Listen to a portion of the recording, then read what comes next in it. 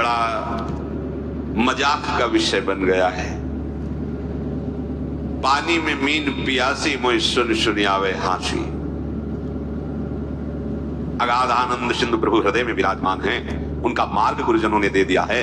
खूब सत्संग सुन रहे हैं और हमारी चित्तवृत्ति सत्यत्व भाव भोगों में ही किए हुए, ये बड़ा हंसी का खेल है। अब अगर आप सही मार्ग में चलोगे तो एक तमाशा हमने देखा, कुआं में लग गई आग, पानी पानी सब जला और मछली खेले भाग। संतों का है एक तमाशा मैंने जब गुरु कृपा हुई, अध्यात्म का प्रकाश हुआ, तो जितना विषय रस है सब जल गया। जिसमें हमारा मन मछली बना खेल रहा था, सब विषय रस जल गया, सब स्पर्श रूप रस गंध। अब वो मन भगवदाकार हो गया।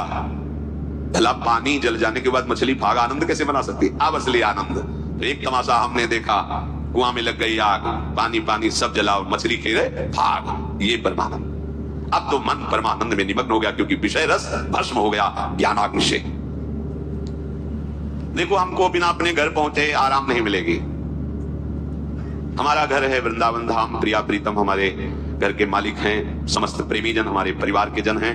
यही शाश्वत घर है, यही शाश्वत परिवार है। जब तक भटकना है भटक लो, विश्राम स्थल यही है, श्री वृंदावन विश्राम।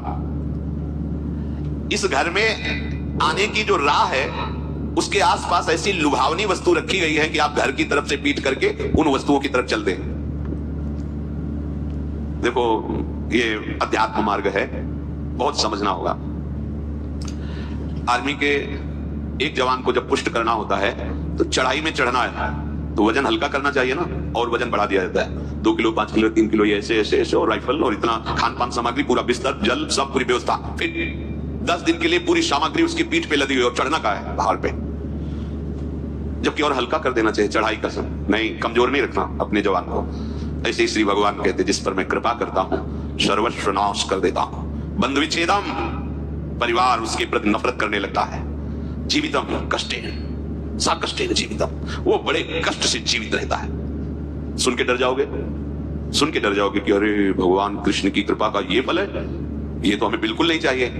और इसमें गूढ़ बात है, ये भयावह करके परमानंद की बात श्री भगवान कह रहे हैं। जैसे बनचंद महाप्रभु जब राधा वल्लभ लाल जी का मंदिर बनने का था, तो बहुत से धनी मानी तैयार हुए, तो उनका जो राधा वल्लभ लाल जी का मंदिर बनवाएगा वो मर जाएगा। अब आगे आओ, कौन बनवाएगा? कोई नहीं। सुंदरदास जी ने जब सुना तो उन्होंने विचार किया कि प्रभु के मंदिर बनवाने वाला मर जाएगा, जरूर इसमें कोई रहस्य है, जरूर कोई इसमें आंतरिक रहस्य है। वो आगे आए और बनचंद महाप्रभु के चरण पकड़े और कहा, प्रभु ये सेवा मुझे दीजिए। बोले, पता है तुम्हें जो मंदिर बनवाएगा वो मर जाएगा। बोले, प्रभु तैयार हो, वैसे ही मरना है, प्रभु के लिए मरना है, तैयार, ठीक करो सेवा। और प्रभु एक इच्छा है, एक बार मंदिर बन जाए और 1 साल राधा वल्लभ जी के पूरे उत्सव देख लूं, फिर मर जाऊं तो। मुस्कुरा दिए, बोले ठीक है, ऐसा ठीक है। मंदिर बना, 1 साल उत्सव हुई और श्री जी के सामने बनी वृषभान नंदनी आज, भूषण वसन विविध पहिरेतन, पिय मोहनित साज। ये समाज में पद हो रहा है और आप निकुंज पधार रहे हैं। शब्द क्या था? मर जाओगे। आंतरिक फल क्या था? जो मंदिर बनवाएगा सीधे निकुंज जाएगा, तो लाखों के नंबर लग जाते। बात वही है, लाखों तैयार हो जाते केवल मंदिर बनवाने से निकुंज की प्राप्ति। प्रभु मेरा धन, मेरा धन, लेकिन मर जाओगे पीछे हटे। समझ रहे हो ना? महान वस्तु को भयावा में छुपाया गया है। भगवान कह रहे, जो मेरा अनन्य भक्त होता है और मैं जिस पर कृपा करता हूं उसका सर्वनाश कर देता हूं। सुन के ही भय लगता है। दूसरी बात, बंधु विच्छेदम, परिवार का कोई प्यार नहीं कर सकता उसे, ये मैं रचना रचूंगा। सा कष्टेन जीवितम, कष्ट पूर्वक जीवन जिएगा, मरेगा भी नहीं, कष्ट पूर्वक जिएगा।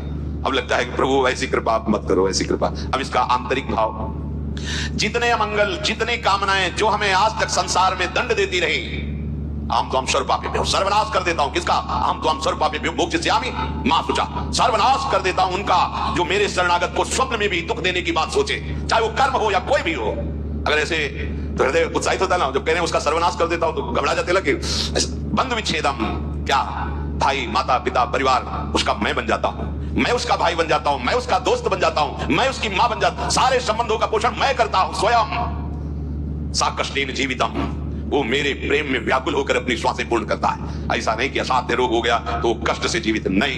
ये हम अंतर की बात जो प्रभु ने समझाया वो तुम्हें बता रहे हैं। नहीं, वो तो बिल्कुल ऐसे बोल दिए जैसे सब भयभीत हो जाए।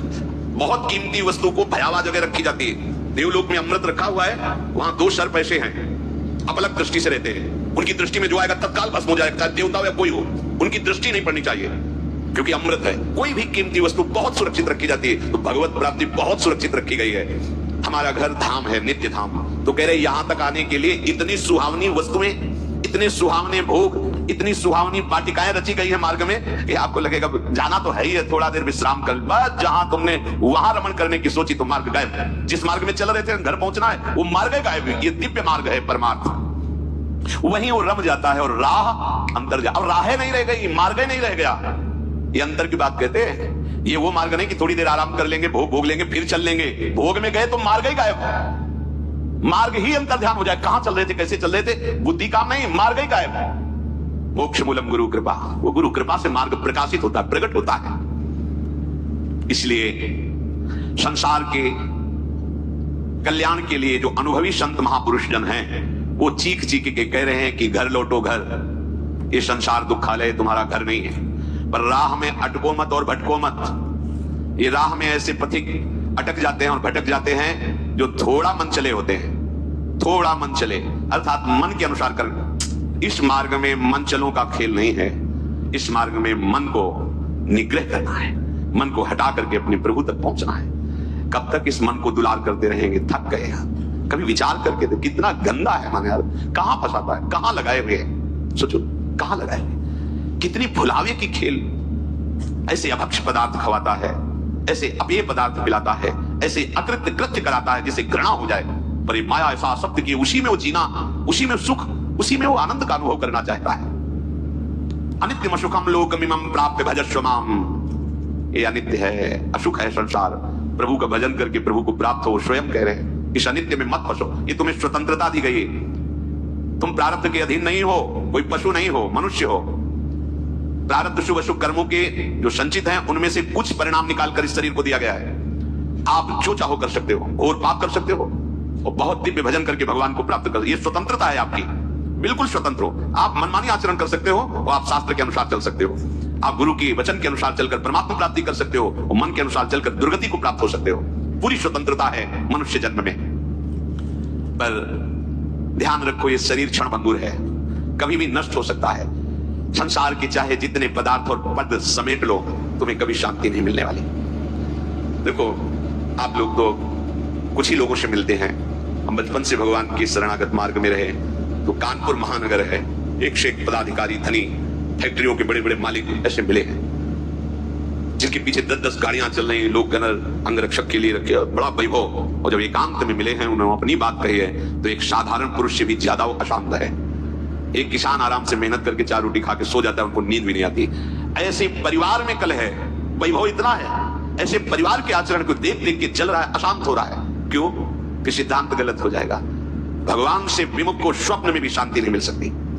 आप लोग तो अब आपके सामने जब उतरेंगे तो आपको तो लगेगा ही कि 10 गाड़ी पीछे चल रही। इनके एक मैदा फैक्ट्री के मालिक आते थे, 10 मैदा फैक्ट्री थी, कैसी उनका वैभव। पर जब एकांत में बात करते तब हृदय यही कहता, ओहो, भगवान से विमुख होने के कारण देखो सब कुछ है लेकिन कुछ नहीं है। जिसे शांति कहते हैं, जिसे सुख कहते हैं, जिसे विश्राम कहते हैं, वो नहीं। भगवत भक्त जो भजन परायण है, चरित्र में देखा गया उनके पास सही वस्त्र भी नहीं, भोजन भी नहीं, और परमानंद में डूबे, बेपरवाह, आनंद मगन, शांति। उनके हृदय में शांति क्या, उनके समीप पहुंच जाओ तो तुम शांत हो जाओ। जल्दी स्वाभाविक नष्ट हो जाती है। ध्यान देना, आप अपने हृदय को विशुद्ध आत्मा तब बना सकते हैं जब आपका उद्देश्य हो जाए कि मुझे प्रिया प्रीतम से मिलना है। दृढ़ निश्चय हो गया इसी जन्म में मुझे भगवत प्राप्ति करनी है। अब इस उद्देश्य में इतनी ताकत है, सब कुछ हटा देगा। बस आप इस उद्देश्य पर टिके रहिए। एक प्रभु की प्राप्ति का दृढ़ उद्देश्य होने से हृदय बहुत जल्दी शुद्ध हो जाता है, और इस उद्देश्य से जितनी जल्दी हृदय शुद्ध होता है उतनी जल्दी और किसी साधना अनुष्ठान से नहीं होता। इसलिए उपासक का उद्देश्य बन जाए तो महामहिमा में स्वरूप प्रकाशित हो जाए। हृदय से उद्देश्य हो जाए, मुझे भगवत प्राप्ति करनी, मुझे प्रभु की प्राप्ति करनी ही है, ये हृदय से आपके बैठ जाए। अभी बैठा नहीं है, बहुत आप वाणी से कह देते हैं, क्योंकि जब हृदय से बैठ जाएगा कि मुझे भगवत प्राप्ति करनी, तो उसका लक्षण क्या है? आपका उद्देश्य भगवत प्राप्ति हो गया, उसका लक्षण क्या है? कैसे जानोगे कि आपका उद्देश्य हो गया? जैसे बहुत दिनों से आपको पानी न मिला हो, अब आपके उद्देश्य में केवल एक बात है, मुझे पानी पिला दे कोई। अब उसके सामने रबड़ी रखिए, उसके सामने 1 से 1 56 भोग रखिए, उसका मन क्या, कोई भी इंद्री नहीं कहेगी पाने के लिए। पहली बात उसकी होगी, पहले जल पिला दीजिए, अब केवल उसका उद्देश्य यह माना जाएगा कि जल ही उद्देश्य है इस समय।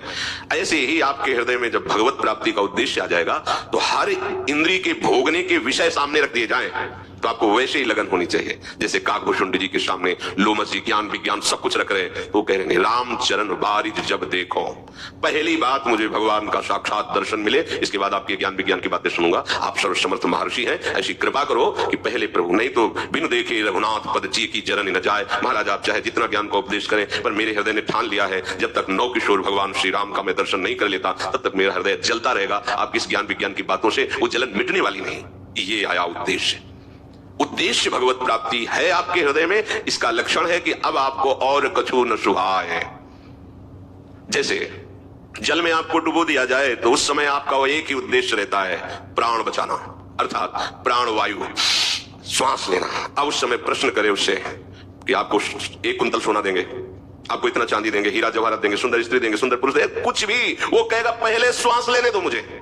दबा के जल में उसके कान में कहे ये सब देंगे, वो कहेगा पहली बात मुझे श्वास लेने दो।